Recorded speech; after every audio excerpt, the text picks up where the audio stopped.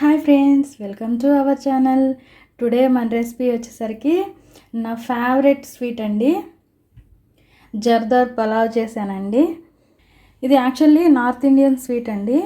ఒక 10 years before మేము almost north Indian ఫంక్షన్స్కే attend అయ్యేవాళ్ళమి. అప్పుడు చాలా అంటే చాలా స్పెషల్గా ఈ స్వీట్ని ప్రతిసారి ఈ స్వీట్ అనేది కంపల్సరీగా 2-3 స్వీట్స్ ఉన్నప్పటికీ ఈ స్వీట్ కూడా కంపల్సరీగా ఉండేది. అప్పటి నుంచి నా ఫేవరెట్ అయిపోయింది. నేను రెగ్యులర్గా చేస్తూ ఉంటాను. ఇది మీకు కూడా ఈరోజు పరిచయం చేయాలి అని చేశాను. ఇది ట్రెడిషనల్ స్వీటేనండి. అప్పుడప్పుడు స్పెషల్గా ఇలా కూడా ఒకసారి ట్రై చేయండి. చాలా అంటే చాలా బాగుంటుంది. అందరూ ఫిదా అవుతారనమాట ఈ స్వీట్ తిన్నాకైతే. ప్రాసెస్లోకి వెళ్దాం పదండి. ఓకే అండి, ఈ రైస్ గురించి నేను 1 కప్ బాస్మతి రైస్ తీసుకున్నానండి. బాగా పాత రైసే తీసుకున్నాను బాస్మతి రైస్. 2 times వాష్ చేసుకుని ఈ విధంగా 1/2 hour బాస్మతి రైస్ని నానబెట్టుకోవాలి. ఇప్పుడు రైస్ కుక్ చేసుకుందాం.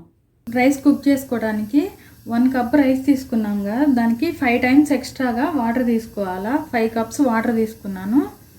వాటర్లో ఒక బిర్యానీ ఆకు, ఒక చిన్న ముక్క చెక్క, 3 ఇలాచి, 3 లవంగ వేసుకుని వాటరు బాగా మరిగించుకోవాలి. ఈ రైస్ ఫంక్షన్ స్టైల్లో రావాలి అంటే ఒక పించ్ ఫుడ్ కలర్ కూడా వేసుకోవాలండి. ఈ విధంగా వాటర్ బాగా తెల్లగా అయిన తర్వాత 1/2 hour నానబెట్టుకున్న రైస్ని స్ట్రెయిన్ చేసుకున్నాను, అవి వేసుకోవాలి.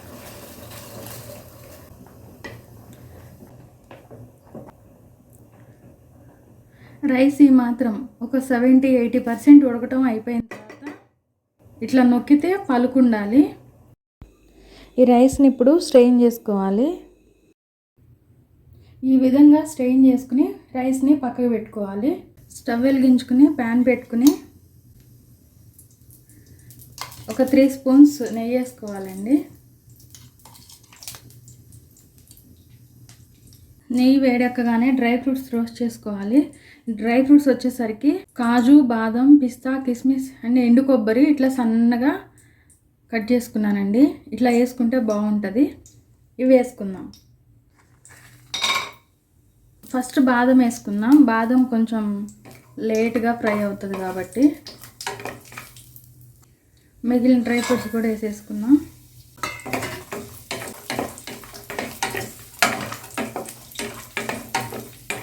డ్రై ఫ్రూట్స్ తీసి పక్కకు పెట్టుకుందాం. షుగరు ఈ కప్ తోటి కప్ రైస్ తీసుకున్నాం కాబట్టి కప్ తోటి కప్ షుగర్ తీసుకున్నానండి. ఇదే నెయ్యి ప్యాన్లో రైస్ ఉంది కదా, అది కొంచెం వేసుకున్నాం. ఇప్పుడు పైనుండి ఒక 1/2 cup మందం షుగర్ వేసుకుందాం.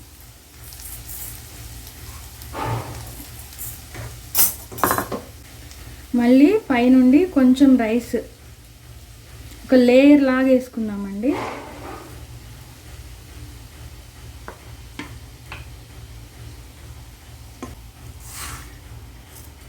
సేమ్ కొంచెం షుగర్,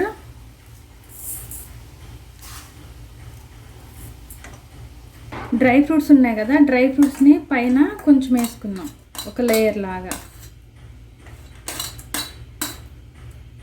నెక్స్ట్ ఇంకొక లేయర్ రైస్.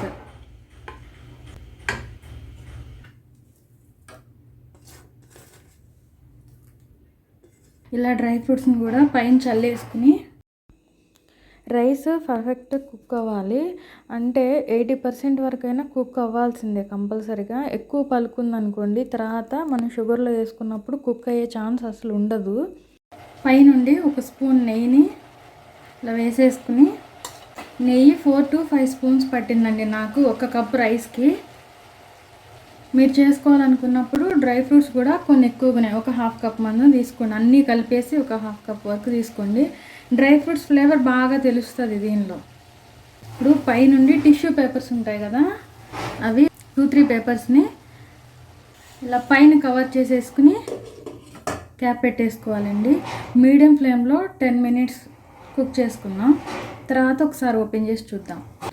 ఒక 15 minutes కుక్ అయిన తర్వాత టిష్యూని రిమూవ్ చేసేసుకుందాం.